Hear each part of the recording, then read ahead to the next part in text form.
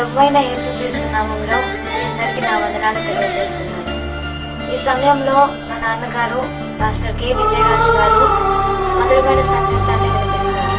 మన రక్షకుడు ప్రభువైన యేసుక్రీస్తు నామంలో మరి కూడిన మీ అందరికీ నా ప్రత్యేకమైన వందనాలు తెలియపరుస్తున్నాను. ఈ దినం దేవుడు మన కొరకు ఏర్పాటు చేయబడిన వాక్య భాగాన్ని మనం ధ్యానం చేసుకుందాం. 2వ పేతురు రాసిన పత్రిక 3వ అధ్యాయము 11వ వచనం నుండి కొన్ని వచనాలు మనం చదువుకుందాం. ఇవన్నీ ఇట్లు లయమైపోను గనుక ఆకాశంలో రగులుకొని లయమైపోనట్టు, పంచభూతములు మహావేంద్రముతో కరిగిపోనట్టు, దేవుని దిన రాకడ కొరకు కనిపెట్టుచు దాన్ని ఆశతో అపేక్షించుచు మీరు పరిశుద్ధమైన ప్రవర్తనతోనూ భక్తితోనూ ఎంతో జాగ్రత్త గలవారై ఉండవలెను. చాలు. మరి చదవబడిన వాక్యముల నుండి మరి అనేకమైన విషయాలు మనము ఈ యొక్క సమయంలో ధ్యానం చేసుకుందాం. ఇక్కడ పేతురు తన యొక్క సంఘానికి ఒక చాలా శ్రేష్టమైన మాటని జ్ఞాపకం చేస్తూ ఉన్నాడు. అదేమిటంటున్నాడంటే, మరి ఒక దినం మనం చూస్తున్నవన్నీ లయము కాబోతా ఉన్నాయి. అయితే మీరు దేవుని రాకడ కొరకు కనిపెట్టుచు మరి ఆశతో అపేక్షించుచు ఉండాలి అని తన సంఘానికి కోరుకుంటా ఉన్నాడు. మరి ఈ దినం మన జీవితాల్లో కూడా మనం చూస్తున్నవన్నీ ఒక దినం లయము కాబోతా ఉన్నాయి. మనం ఏం చూస్తూ ఉన్నామో అవి ఒక దినం లయము అనగా నాశనము కాబోతున్నాయి అని బైబిల్ సెలవిస్తా ఉంది. ఉదాహరణ మనందరికీ తెలుసు, ప్రత్యేకంగా కొన్ని దినాల క్రితం వైజాగ్ను మనం చూస్తూ ఉంటుంది. చాలా అందమైన పట్టణం, చాలా మంది ప్రేమించే పట్టణం. మరి నేను కూడా అనేకమైన సార్లు వెళ్ళి ఆ ప్రాంతంలో దేవుని వాక్యాన్ని అందించాను. ఆ పట్టణం యొక్క పరిస్థితిని చూస్తే ఇప్పుడు బహు భయంకరంగా ఉన్నది. కారణం ఏంటంటే, ప్రకృతి అంతటి మీద నాశనం వచ్చినట్టుగా, ప్రకృతి అంతా లయమైపోయినట్టుగా మనం చూస్తూ ఉన్నాం. దేవుని యొక్క వాక్యము కూడా ఈ విధంగానే సెలవిస్తా ఉంది. మీరు చూస్తున్నవన్నీ లయము కాబోతా ఉన్నాయి అని దేవుని వాక్యం సెలవిస్తా ఉంది. మరి మనం చూస్తున్నవన్నీ ఈ లోకంలో చాలా వాటిని మనం చూస్తూ ఉన్నాం. మరి పట్టణాలు చూస్తూ ఉన్నాం, అనేకమైన కొండలు మనం చూస్తా ఉన్నాం, గుట్టలను మనం చూస్తా ఉన్నాం, అనేకమైన బిల్డింగ్స్ ను మనం చూస్తా ఉన్నాం. గడిచిన కొన్ని సంవత్సరాల క్రితం మరి మనందరికీ తెలుసు, ఇండోనేషియాలో భయంకరమైన భూకంపం, అలాగే మరి చెన్నై పట్టణంలో ఇంకా అనేకమైన ప్రాంతాలలో పట్టణాల్లో మనం చూస్తూ ఉంటే అనేకమైన నాశనం అయిపోతూ ఉన్నాయి. దేవుని వాక్యము వ్యర్థమయ్యేది కాదండి, ప్రతి మాట నెరవేర్చబడేది. దేవుని వాక్యము నీ కొరకు నా కొరకు మనమందరము జాగ్రత్త పడాలనే ఉద్దేశంతోనే దేవుడు తన భక్తుల ద్వారా రాయించాడు. మరి ఇక్కడ దేవుని యొక్క దాసుడు ద్వారా దేవుడు ఏమని సెలవిస్తున్నాడంటే, మీరు చూస్తున్నవన్నీ ఒక దినం లయము కాబోతున్నాయి అని చెప్తా ఉన్నాడు. ఏం కాబోతున్నాయి అంట? లయము కాబోతున్నాయి అనగా నాశనము కాబోతున్నాయి అంట. మరి మనం చూస్తున్నవని అంటే మనం చాలా మరి కష్టంతో ప్రయాసతో ఎన్నో బిల్డింగ్స్ ని కట్టుకుంటూ ఉండొచ్చు, లేకపోతే ఎన్ని మనము సంపాదించుకుని ఉండొచ్చు. కానీ నేను ఒకటే దేవుని సేవకుడిగా చెప్తా ఉన్నా, నువ్వెంత ప్రయాసపడ్డా, ఎన్ని బిల్డింగ్స్ కట్టుకున్నా, లేకపోతే ఎంత కష్టపడి సంపాదించుకున్నా అవి ఏవి శాశ్వతమైనది కానీ కాదు అని దేవుని వాక్యము స్పష్టంగా తెలియపరచబడుతుంది. ఏది శాశ్వతమైనది, ఏది నిరంతరము నిలిచేది అంటే ఒక దేవుని రాజ్యం మాత్రమే. అందులోకి నీవు నేను ప్రవేశించాలనే ఈ యొక్క సమయంలో దేవుడు తన యొక్క దాసుడు ద్వారా కొన్ని మాటల్ని మనకి జ్ఞాపకం చేస్తా ఉన్నాడు. అందుకే పౌలుతో మరి ఆ యొక్క పేతురు మరి చక్కని మాట సెలవిస్తూ ఉన్నాడు. మనం చూస్తున్నవన్నీ లయము కాబోతున్నాయి. అయితే మరి మనము దేవుని రాకడ కొరకు కనిపెట్టే వారిగా ఉండాలని, రెండోది ప్రియాదిన అని ఆశతో అపేక్షించాలి. అపేక్షించటం అంటే ఎదురు చూడటం అని దేవుని వాక్యం సెలవిస్తా ఉంది. దేవుని రాకడ కొరకు కనిపెట్టే వారిగా మనం ఉండాలంట, ఎదురు చూసే వారిగా ఉండాలంట.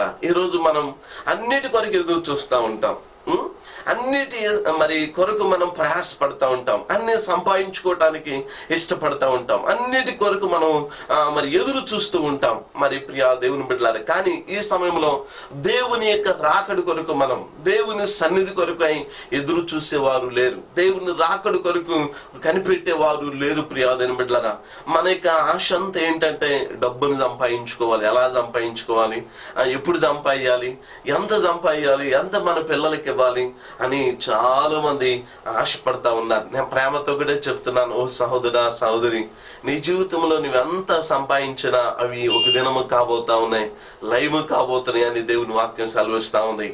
నాశనము కాబోతా ఉంది అని దేవుని వాక్యం స్పష్టంగా తెలియపరచబడతా ఉంది. అయితే మనము దేవుని రాకడ కొరకు లైవ్ కానిది ఒకటే ఉన్నది. ప్రియాదేని బిడ్డలారా, శాశ్వతమైనది ఒకటే, ఆ పరలోక పట్టణానికి నీవు నేను ప్రవేశించాలని దేవుని యొక్క గొప్ప ఉద్దేశం. ప్రియాదేని బిడ్డలారా, ఆ దేవుని రాకడలో మనం ప్రవేశించాలి అంటే ఇక్కడ పౌలు ఒక మాట సెలవిస్తూ ఉన్నాడు. ఆ పేతురు భక్తుడైన ప్రియాదేని బిడ్డలారా తన సంఘానికి ఒక మాట సెలవిస్తున్నాడు, మీరు పరిశుద్ధమైన ప్రవర్తనతోను. దేవుని స్తోత్రం, హల్లెలూయా. ఇది దేవుని రాకడలో మనం ఆ లైమ్ కాని పట్టణంలోకి మనం వెళ్ళాలి అంటే, ఆ లైమ్ కాని ప్రియాదేని బిడ్డలారా ఆ ఉన్నతమైన పరలోకానికి మనం వెళ్ళాలి అంటే మన జీవితాల్లో కొన్ని లక్షణాలు మనం కలిగి ఉండాలి, కొన్ని అలవాటులు మనము కలిగి ఉన్నాను, కొంత దేవునికి ఇష్టమైన రీతిలో మనము జీవించేవారిగా మనం ఉండాలి. అదేమిటి అని ఆలోచన చేస్తా ఉంటే ఇక్కడ పేతురు తన సంఘానికి ఒకే మాట అంటున్నాడు, మీరు పరిశుద్ధమైన ప్రవర్తన కలిగి దేవునికి మహిమ కలుగును గాక. హల్లెలూయా. క్రైస్తవుడు పరిశుద్ధమైన ప్రవర్తన ఎప్పుడైతే కలిగి ఉంటాడో అప్పుడే దేవుని రాజ్యంలోకి ప్రవేశిస్తాడు, దేవుని రాజ్యంలో చేరతాడు. ప్రియాదేని బిడ్డలారా, పరిశుద్ధమైన ప్రవర్తన మనలో లేనంత కాలం ఆత్మ సంబంధమైనవేవి మనం పొందుకోలేం, పరలోక సంబంధమైనవేవి మనం కనుగొనలేం. పరలోక సంబంధమైనవి ప్రియాదేని బిడ్డలారా మన జీవితాల్లో మనము పొందుకోలేం. ప్రియాదేని బిడ్డలారా, మనం ఎప్పుడైతే మరి మనలో ఎప్పుడైతే ఆ యొక్క పరలోక సంబంధమైన వాటి కొరకు మనం ఎప్పుడైతే ఎదురు చూస్తూ ఉంటామో తప్పకుండా దేవుని యొక్క ఆ యొక్క పరలోక సంబంధమైన వాటిని మనం పొందుకుంటూ ఉంటాం. లేఖనాల ప్రకారం మనం చూస్తూ ఉంటే ఈ యొక్క పేతురు అంటున్నట్టుగా మన జీవితంలో పరిశుద్ధమైన ప్రవర్తన మనము కలిగి ఉండాలని దేవుని వాక్యం సెలవిస్తా ఉంది. ఎందుకు మనము పరిశుద్ధతని కలిగి ఉండాలి? ఎందుకు పరిశుద్ధతను కలిగి ఉండాలి? మన దేవుడే పరిశుద్ధుడండి. ఆమేన్, హల్లెలూయా. అందుకే మనము పరిశుద్ధతను కలిగి ఉండాలి. ప్రియాదేని బిడ్డలారా, చాలా మంది జీవితాల్లో దేవుని సన్నిధికి వస్తా ఉన్నారు, దేవుని ఆరాధిస్తున్నారు, కానీ పరిశుద్ధమైన ప్రవర్తన కలిగి జీవించలేని పరిస్థితుల్లో ఉన్నా. దేవుడు ఇష్టపడేది, దేవుడు కోరుకునేది నా నుండేది ఏంటి తెలుసా? మనము పరిశుద్ధంగా జీవించాలని కోరుకుంటా ఉన్నాడు. అందుకే లేఖనాల ప్రకారం దేవుని సేవకుడిగా మరి కొన్ని విషయాలు నేను మీతో ముచ్చటించాలని, కొన్ని విషయాలు మీతో మాట్లాడాలని ఉద్దేశంతో దేవుని వాక్యాన్ని మనం ధ్యానించేద్దాం. మనం ఎందుకు పరిశుద్ధంగా ఉండాలి, ఎందుకు దేవునికి మనము పరిశుద్ధంగా జీవిస్తే మనకు వచ్చే ఆశీర్వాదాలు ఏంటో కొద్ది నిమిషాలు బైబిల్ గ్రంథంలో నుండి ధ్యానం చేసుకుందాం. బైబిల్ గ్రంథంలో నుండి లేవియా కాండం 11వ అధ్యాయం 44 వచనం మనం చూస్తా ఉంటే అక్కడ చేద్దాం. లేవియా కాండంలో నుండి 11వ అధ్యాయము 44 వచనం, నేను మీ దేవుడైన యెహోవాను, నేను పరిశుద్ధుని గనుక మీరును పరిశుద్ధులై ఉన్నట్టు మిమ్ముని మీరు పరిశుద్ధపరచుకొనవలెను. దేవునికి మహిమ కలుగును గాక. హల్లెలూయా. ఇక్కడ సాక్షాత్తు దేవుడే ఒక చక్కని మాట అంటున్నాడు, నేను మీ దేవుడైన యెహోవాను, నేను పరిశుద్ధుని గనుక మీరు పరిశుద్ధులై ఉండునట్లు మిమ్ముని మీరు పరిశుద్ధపరచుకునుడి. మనం ఆరాధిస్తున్న దేవుడు ఎవరంట? పరిశుద్ధుడు. సాక్షాత్తు దేవుడే అంటున్నాడు, నేను పరిశుద్ధుని కనుక మీరును పరిశుద్ధులై ఉండునట్లు దేవునికి మహిమ కలుగును గాక. హల్లెలూయా. దేవుడు పరిశుద్ధుడు. ప్రియాదేని బిడ్డలారా, తను బిడ్డలైన వారు కూడా ఎలా ఉండాలని కోరుకుంటున్నాడు? పరిశుద్ధంగా ఉండాలని కోరుకుంటా ఉన్నాడు. అందుకే అక్కడ మాట మనకి వినపడతా ఉంది, అదేంటంటే నేను మీ పరిశుద్ధుని కాబట్టి మీరు పరిశుద్ధులై ఉన్నట్టు మీరు పరిశుద్ధపరుచుకునుడి. దేవునికి మహిమ కలుగును గాక. హల్లెలూయా. దేవుడు అంటున్నాడు కదా, ఇదిగో నేను పరిశుద్ధుని, మీరు కూడా పరిశుద్ధులై ఉండాలి, మీరు కూడా పరిశుద్ధులై ఉండాలి. మనం ప్రార్థన చేస్తా ఉంటాం, దేవా నన్ను పరిశుద్ధపరచు నాయన, నన్ను కడుగు నాయన, నన్ను పరిశుద్ధపరచు నాయన అని ప్రార్థన చేస్తా ఉంటాం. కానీ పరిశుద్ధపరిచేది దేవుడి కన్నా ముఖ్యంగా ప్రియాదేని బిడ్డలారా మనల్ని మనం పరిశుద్ధపరచుకోవాలని సాక్షాత్తు దేవుడే సెలవిస్తా ఉన్నాడు. హల్లెలూయా. చూడండి, మనం ఉదయాన్నే లేచి మన ముఖం మనం చూసుకోవటానికి ప్రియాదేని బిడ్డలారా అద్దం దగ్గరికి వెళ్తాం, కానీ మన ముఖాన్ని వేరే వాళ్ళ దగ్గరికి వెళ్ళి చూపించాం, వాళ్ళ ముఖం మనం చూడం. ఎక్కడికి వెళ్తాం? అద్దం దగ్గరికి వెళ్తాం. ఎందుకని మనం సరి చేసుకోవటానికి. దేవునికి మహిమ కలుగును గాక. హల్లెలూయా, హల్లెలూయా. ఈ సమయంలో నా ముఖం ఎలా ఉంది అని వేరే వాళ్ళకి మనం చూపించడానికి ఇష్టపడడం ప్రియా దేవుని బిడ్డలారా. ముందు మనము అద్దం దగ్గరికి వెళ్ళి మన ముఖాన్ని మనం సరి చేసుకుని ఇతరులకి అనేక మందికి చూపించడానికి ఇష్టపడతా ఉంటాం కదా.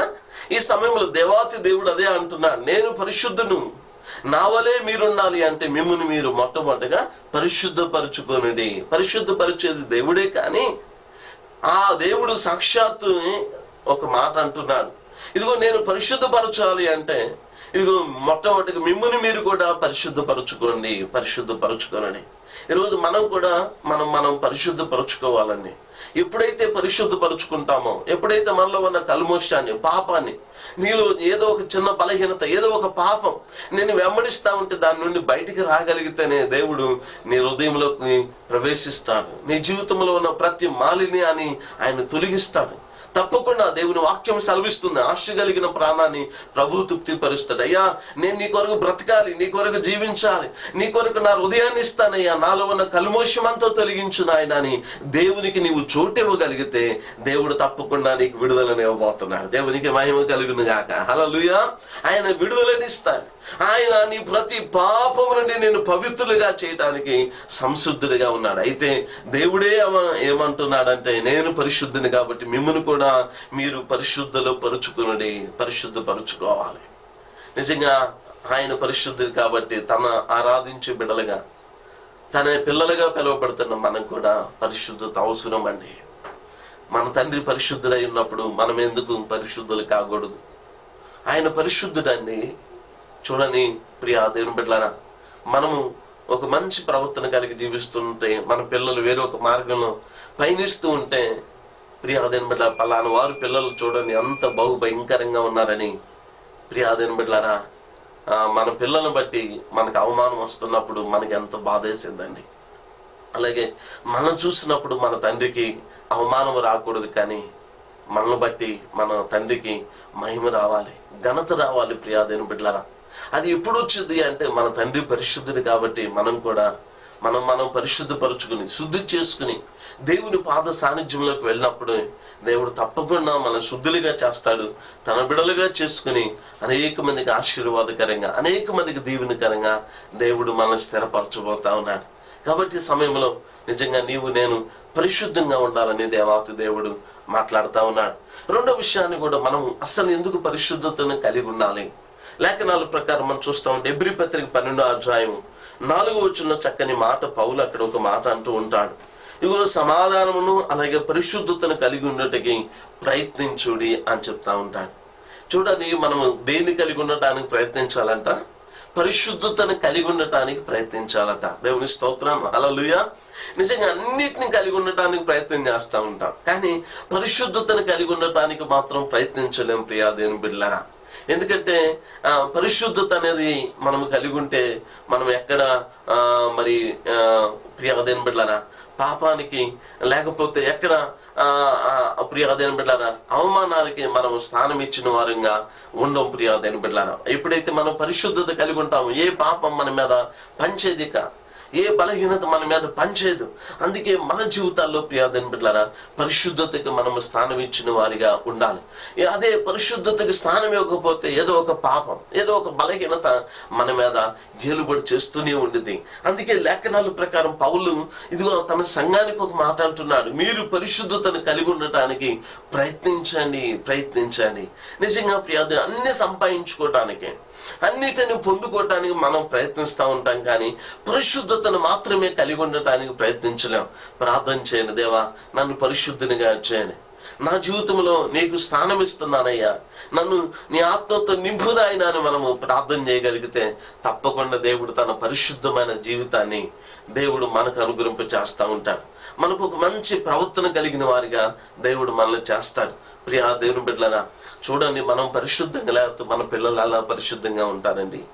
మనం పరిశుద్ధంగా లేకపోతే సంఘం ఏ విధంగా పరిశుద్ధంగా ఉండేది ఆలోచిద్దాం. కాబట్టి నీవు నేను కూడా ఎంత దినాల్లో మనమందరం దేవునికి ఇష్టమైనది, దేవుడు కోరుకునేది ఒకటే, నీలో నా నుండి పరిశుద్ధతనే ఆయన కోరుకుంటాడు. ప్రియాదేని బిడ్డలారా, ఎందుకని మనం పరిశుద్ధత కలిగి ఉండాలి అంటే అదే 14వ వచనములు అని అంటాడు. చూడండి, ఇబ్రీ పత్రిక 12:14 అంటాడు, పరిశుద్ధత లేకపోతే ప్రభువుని ఎవడును చూడలేడు అని దేవుని వాక్యం సెలవిస్తా ఉంది. హల్లెలూయా. ఈ దినాల్లో నీవు దేవుని చూడాలన్న ఆశ నీకు ఉండేది, కానీ ఎందుకని నువ్వు చూడలేకపోతున్నావు? పరిశుద్ధత లేకపోవటం బట్టే. ఇక్కడ పౌలు తన సంఘానికి చెప్తున్న మాట, మీరు పరిశుద్ధత కలిగి ఉండటానికి ప్రయత్నించండి. ఎందుకు మనం పరిశుద్ధంగా కలిగి ఉండటానికి ప్రయత్నించాలి అంటే పరిశుద్ధత లేకపోతే ప్రభునే చూడలేమంటండి. దేవుని స్తోత్రం.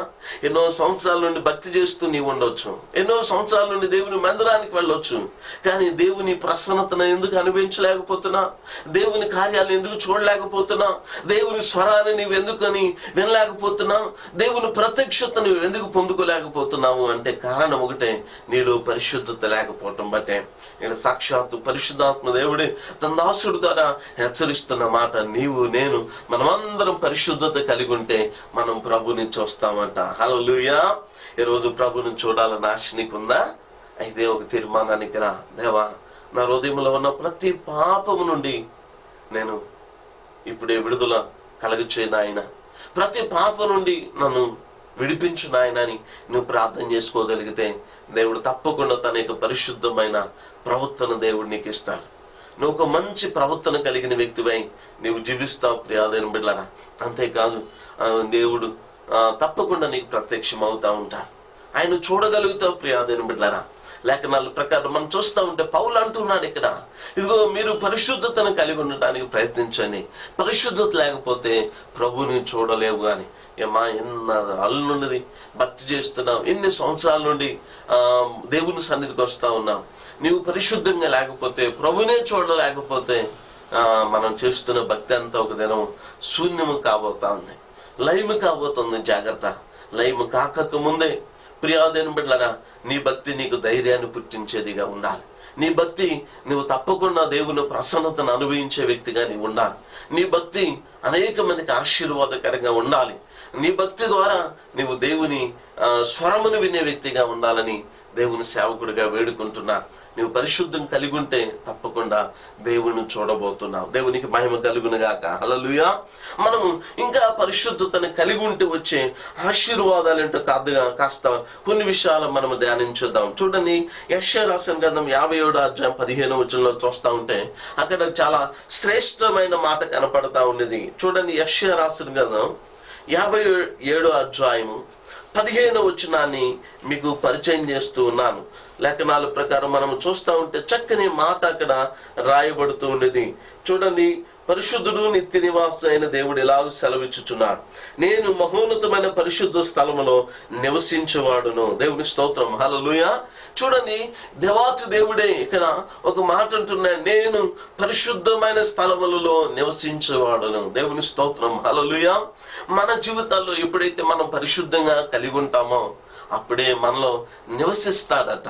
పౌలు ఇందాకేమని చెప్పాడండి? పరిశుద్ధత లేకపోతే ప్రభుని చూడలేమని చెప్పాడు. ఇప్పుడు సాక్షాత్తు దేవుడే అంటున్నాడు, నేను పరిశుద్ధమైన స్థలములలో నివసించేవాడిను. మన హృదయంగా పరిశుద్ధంగా ఉంటే మనలోకి వస్తాడు ప్రభువారు. మన ఇంటిలో పరిశుద్ధంగా ఉంటే దేవుని గుర్చిన రక్షణ గుర్చిన సునాది గీతములు వినబడుతున్నప్పుడే తప్పకుండా దేవుడు మన ఇంటిలోకి వస్తాడు, మన సంఘంలోకి వస్తాడు, మనలోకి వస్తాడు. ప్రియాదైన బిడ్డలారా, పరిశుద్ధత లేకపోతే నువ్వెంతన్నా ప్రార్థన చేయి, నువ్వెంతన్నా భక్తి చేయి, ఎంతన్నా కానుకలేవు, నీ జీవితంలో ప్రియాదైన బిడ్డలారా దేవుని చూడలేవు. దేవుడు నీలోకి రాడు. ప్రియాదైన బిడ్డలారా, దేవుడు నీలోకి రావాలనుకుంటున్నావా? దేవుడు నీ ఇంట్లోకి రావాలనుకుంటున్నావా? దేవుడు నీ జీవితంలో బలమైన కార్యాలు చేయాలనుకుంటున్నావా? అయితే నీవు చేయవలసిన పని ఏంటో తెలుసా? పరిశుద్ధంగా జీవించడానికి ప్రయత్నించే. దేవుడు తప్పకుండా నిన్ను, నీ కుటుంబాన్ని దేవుడు తన కృపతో నింపి నడిపించబోతున్నాడు. దేవుని స్తోత్రం. మనము ఎంత దినాల్లో మనకు కావాల్సింది ఒకటే, దేవుడు కోరుకునేది ఒకటే, పరిశుద్ధం కలిగి జీవించటమే. అందుకే అంటున్నాడు ఇక్కడ, నేను పరిశుద్ధమైన స్థలములో నివసించేవాడును.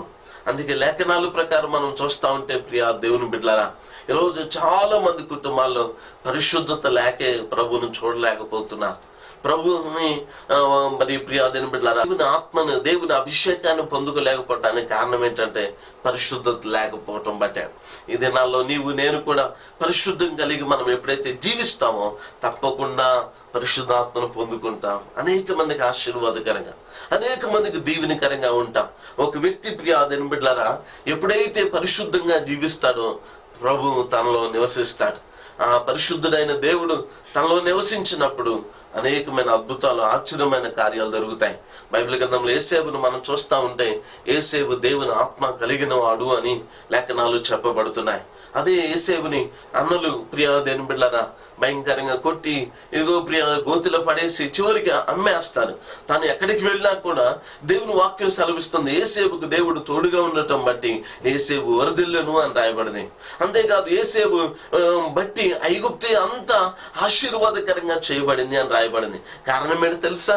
యేసేపు ప్రియా దేవుని బిడ్డలారా హృదయములో పరిశుద్ధతకు స్థానం ఉన్నది, పవిత్రత ఉన్నది ప్రియా దేవుని బిడ్డలారా. అందుకే పరిశుద్ధత ఎక్కడున్నదో దేవుడు అక్కడ నివసిస్తాడు. హల్లెలూయా. ఈ దినము నీ హృదయం పరిశుద్ధంగా ఉంటే దేవుడు నీలోకి వస్తాడు. బలమైన కార్యాలు దేవుడు తప్పకుండా జరిగిస్తాడు ప్రియా దేవుని బిడ్డలారా. చివరిగా మరొక మాటని మనం ధ్యానించుద్దాం. చూడండి, యెహోషువ రాసిన గ్రంథం 3వ అధ్యాయం 5వ వచనం మనం చూస్తా ఉంటే అక్కడ ఒక చక్కని మాట మనకి కనపడతా ఉన్నది. యెహోషువ తన జనులైన వారికి ఈ విధంగా ఆజ్ఞాపిస్తా ఉన్నాడు. ఏమని ఆజ్ఞాపిస్తా ఉన్నాడు అంటే చూడండి, మరియు యెహోషువ రేపు యెహోవా మీ మధ్య అద్భుత కార్యములు చేయను గనుక మిమ్మల్ని మీరు పరిశుద్ధపరచుకునుడని జనులకు ఆజ్ఞాపించును అని రాయబడి. దేవుని స్తోత్రం, హల్లెలూయా. చూడండి, యెహోవా మీ మధ్య అద్భుతమైన కార్యాలు. ఏ కార్యాలు? అద్భుతమైన కార్యాలు. మనం ఊహించిన దానికంటే ప్రియా దేవుని బిడ్డలారా, మనం అనుకున్న దానికంటే దేవుని యొక్క ఆశీర్వాదము, దేవుని కార్యాలు మన జీవితంలో సంపూర్ణంగా జరగాలి అంటే పౌలు ఇక్కడ యెహోషువ తన యొక్క ప్రజలైన వారికి ఒక మాట సెలవిస్తున్నాడు. ఏమంటే తెలుసా? ఇదిగో మిమ్మల్ని మీరు పరిశుద్ధపరచుకునుడి, దేవునికి మహిమ కలుగును గాక. హల్లెలూయా. మనం ఎప్పుడైతే మనం పరిశుద్ధంగా చేసుకోగలుగుతామో మన జీవితాన్ని కావచ్చు, మన కుటుంబాన్ని కావచ్చు, మన సంఘాన్ని కావచ్చు, మనం పరిశుద్ధతలోకి నడిపించబడతా ఉన్నప్పుడే ఆటోమేటిక్ గా దేవుడు తన బలమైన కార్యాలు చేయటం ప్రారంభిస్తాడు. హల్లెలూయా. అద్భుతమైన కార్యాలు. అందుకే మరి నిజంగా యెహోషువ చెప్తున్న మాట ప్రియా దేవుని బిడ్డలారా, రేపు మన మధ్య అద్భుతమైన కార్యాలు యెహోవా జరిగించినట్లు మిమ్మల్ని మీరు పరిశుద్ధపరచుకునుడి. ఇప్పుడు మనం పరిశుద్ధపరచబడతామో అప్పుడే దేవుని కార్యాలు మనం చూస్తాం, మన జీవితాల్లో జరుగుతాయి ప్రియా దేవుని బిడ్డలారా. ఈరోజు చాలా మంది జీవితాల్లో దేవుని కార్యాలు చూడలేకపోతున్నారు, దేవుని ప్రసన్నతను అనుభవించలేకపోతున్నారు, దేవుని కార్యాలని ప్రియాదేని కళ్ళారా చూడలేకపోతా ఉన్నారు ప్రియాదేని బిడ్డ. కారణం ఏంటంటే ఒకటే, దేవుని వాక్యం ఈ విధంగా సెలవిస్తుంది, పరిశుద్ధ లేనంత కాలం దేవుని కార్యాలు నువ్వు చూడలేము. ఎప్పుడైతే పరిశుద్ధత నువ్వు కలిగి ఉంటావో అప్పుడే దేవుని కార్యాలు చూస్తావు, అద్భుతాలు చూస్తావు, అనేకమైన కార్యాలు చూస్తావు. ప్రతి పాపం మీద నువ్వు జయం పొందుతావు, ప్రతి రోగం మీద జయం పొందుతావు, ప్రతి మీద విజయాన్ని, విడుదలను చూడబోతా ఉన్నావు. అయితే నీవు నేను పొందుకోవాల్సింది ఒకటే, పరిశుద్ధతను కలిగి ముందుకు సాగటమే. ఎందుకంటే ఒకటే, మన దేవుడు పరిశుద్ధుడు కాబట్టి, నేను పరిశుద్ధుని కాబట్టి మీరు కూడా పరిశుద్ధుడై ఉండుడి అని చెప్పాడు. మనం ఎలా పరిశుద్ధులంగా ఉంటాము అంటే మనం పరిశుద్ధపరుచుకున్నప్పుడే, మనలో పాపాన్ని విడిచిపెట్టినప్పుడే, అప్పుడే దేవుని కొరకు రోషంగా బ్రతకాలి. నీలో పాపాన్ని విడిచిపెట్టినంత కాలం దేవుని ఆశీర్వాదాన్ని పొందలేవు, దేవుడు కూడా నీలోకి రాడు, పరిశుద్ధాత్మ దేవుడు నీ పక్షా నుండి ఏ కార్యాన్ని చేయలేడు. అయితే నీ పాపాన్ని నువ్వు ఇప్పుడే ఈ దినమే విడిచిపెట్టు, పరిశుద్ధాత్మ దేవుడు నీలోకి వస్తాడు, అద్భుతాలు చేయటం ప్రారంభిస్తాడు, అనేక మందికి ఆశీర్వాదకరంగా నీవు ఉండబోతా ఉన్నావు. దయచేసి నా యొక్క మాటలు నేను ముగించబోతున్నాను. ఓ సహోదరా, సహోదరి, ఈ దినం నీ జీవితంలో, నా జీవితంలోకి ప్రభు వచ్చి బలమైన కార్యాలు చేయాలి అంటే మనలో ఉన్న కల్మోషం అనేది తొలగించుకోవాలి.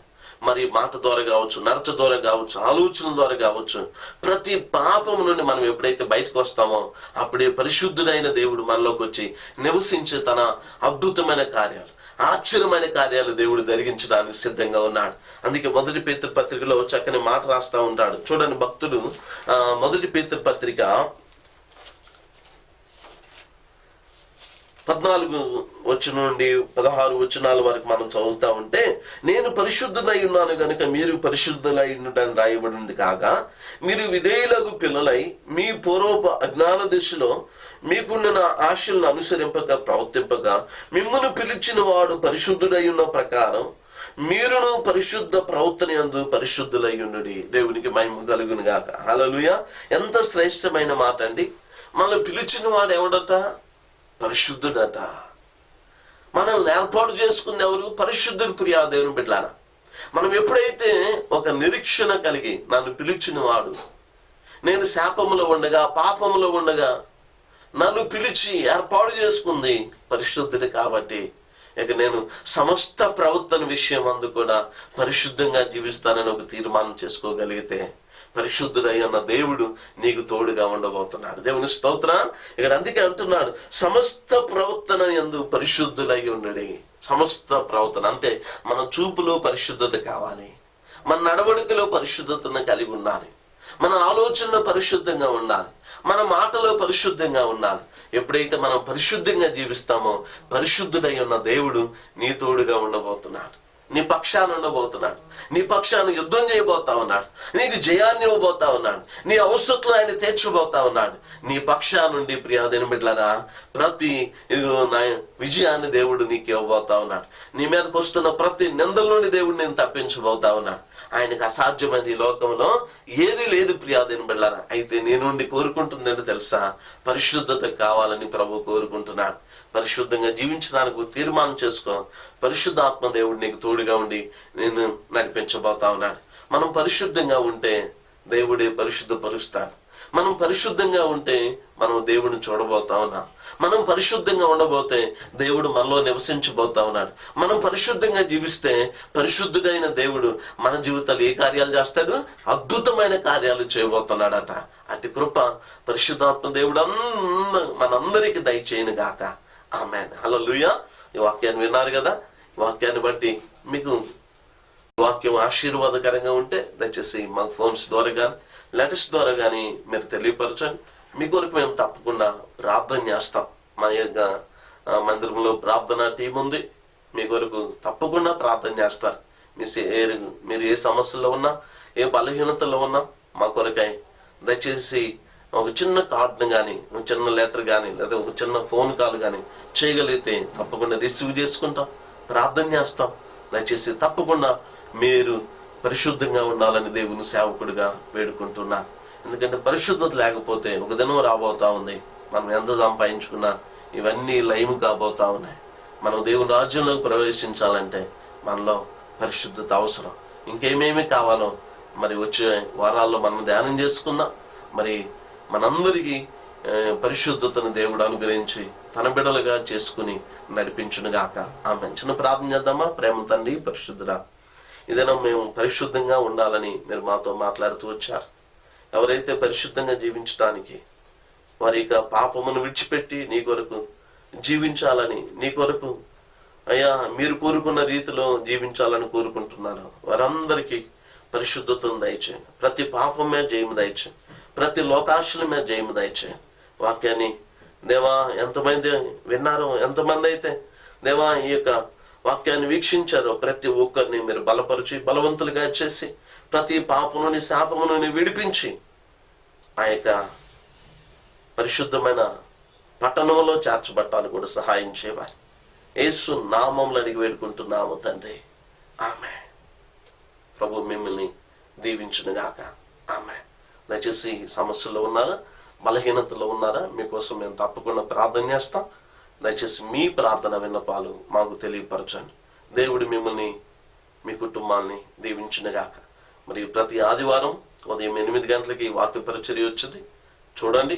అలాగే మీకు తెలిసిన వారికి కూడా తెలియపరచండి. అలాగే రాత్రికి 7 గంటలకు కూడా మరలా ఇదే వాక్య భాగం మీకు అందించబడతా ఉంది. కాబట్టి ఈ వాక్యం మీకు ఆశీర్వాదకరంగా ఉంటే ఒక్కసారి మాకు ఫోన్స్ కాల్ ద్వారా లేకపోతే లెటర్స్ ద్వారా తెలియపరచండి. దేవుడు మిమ్మల్ని, మీ కుటుంబాన్ని ప్రభు దీవించునుగాక. ఆమేన్. దేవుడు మరొకసారి ఈ భాగ్యాన్ని దేవుడు మనకు అనుగ్రహించునుగాక. ఆమేన్.